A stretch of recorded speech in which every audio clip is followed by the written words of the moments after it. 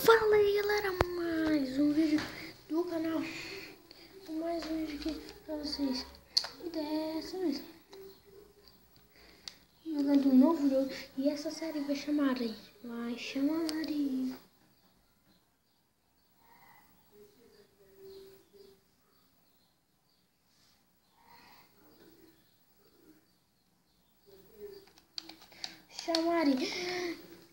Bomba Pet Hardcore.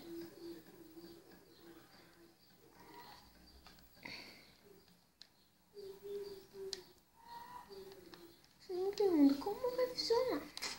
Vai ser uma partida de pênaltis.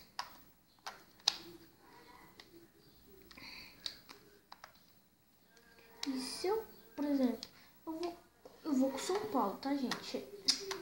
Vou com São Paulo e ganho do Figueirense. E se eu perder e eu perdo para o Corinthians? A série acaba, mas eu entro com outra em seguida. Está bem?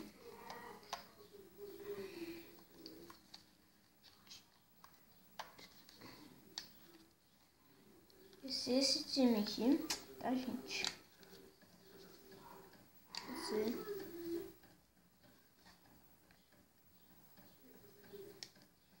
Pronto. Gente, apoia aí a série pra ir no canal, tá? Gostaram da intro? Dá o seu like. São Paulo Esporte Clube, Criciúma vai perder o meu São Paulo, porque eu tô com muita fé, muita fé, muita fé, com muita fé, com muita fé, com muita fé. Tchum, tchum, tchum. Vamos embora, né? Ó, já é gol, ó. Como chuta? Ah, tá. Gol. Gol, gol, gol, gol, gol, gol, gol, gol, gol. São Paulo, yes. Vou pra lá, vou pra lá, vou pra lá. Ih, quase, quase.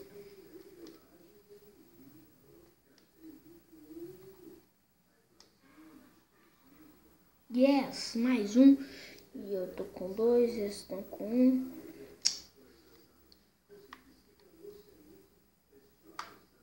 Se eu ficasse no meio, ia dar boa.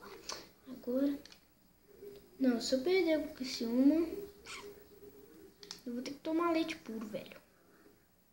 Só que eu não vou. Eu vou ficar no meio pra esperança do time ser campeão. Down! Agora já disputa já.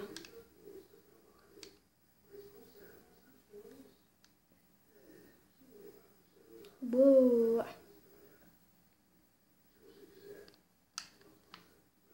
Sei lá. Yes! Se eu fazer eu ganho. Se eu fazer eu ganho. Verdade não. Ganho! E esse vídeo vai ficando por aqui. Se você gostou, dá o seu like e falou aí. Foi!